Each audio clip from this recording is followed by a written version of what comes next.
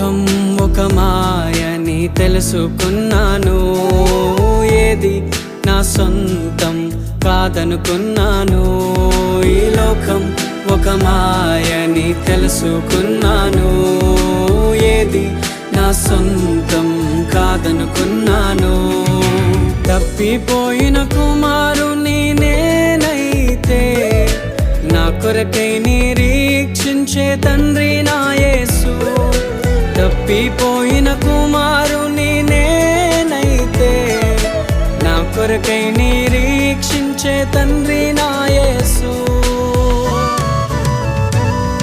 ఈ లోకమంతా